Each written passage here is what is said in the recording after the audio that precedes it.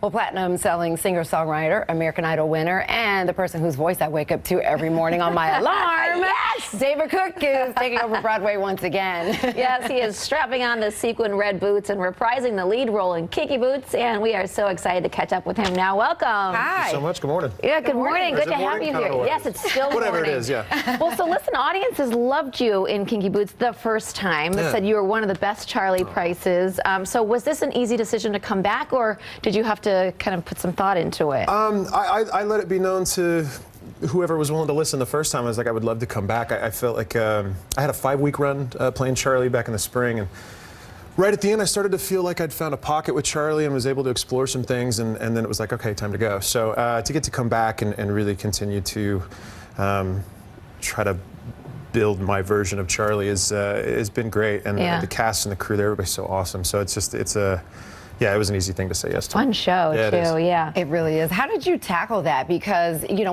when you go into a role with such a popular show, how do you make it your own?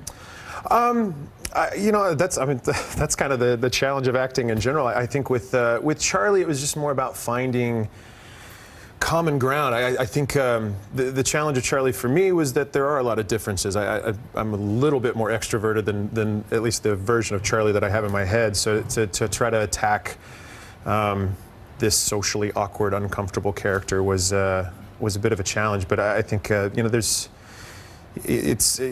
everything with Charlie to me is just it's guided by the heart. Like he's got a good heart, and every decision that he makes, right or wrong, is done with the best intentions. So I think that was really what I tried to do. And fans and critics love you in this role. Yeah, they do. Well, and you know, this role has been played by a lot of rockers too. It was like Panic at the Disco's Brendan Urie, Scissor Sisters' Jake Shears, and Neon Trees' Tyler Glenn. So what do you think it is about this role in particular that's drawing all these musicians like yourself? I think part of it is just the story itself. Harvey wrote just a great show. Jerry directed a great show, and then you know, you get into the music of it. Cyndi Lauper wrote.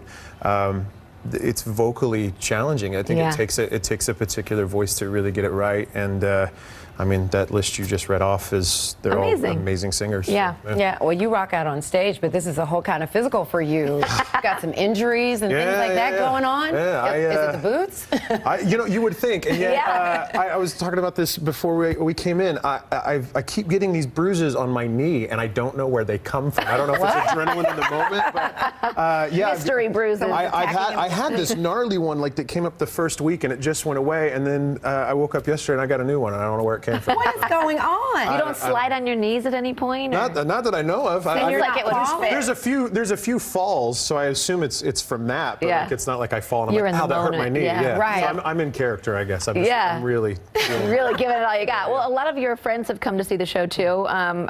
Carrie Underwood came not too long ago. Now, are you the kind of person that likes to know when someone's in the audience, or you'd rather not know? I don't like knowing. I was fortunate. I think it was my third show ever doing Kinky.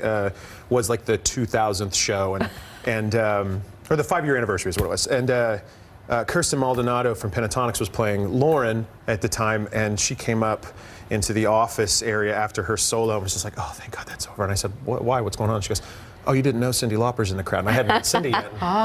I still had another big solo to sing. Oh, like, gosh. Oh, God. So the whole second act was just like, don't throw up, don't pass out, just get through it. And ignorance is bliss. Yes, I would agree. We have new music coming out, and you're going on an acoustic tour this fall. Tell us about both.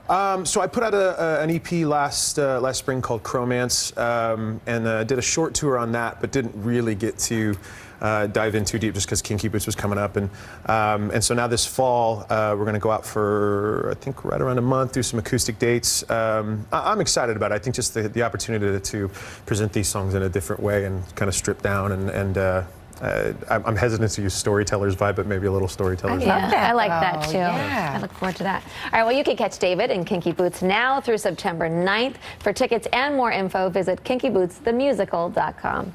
Thank you so much, David. Thank you.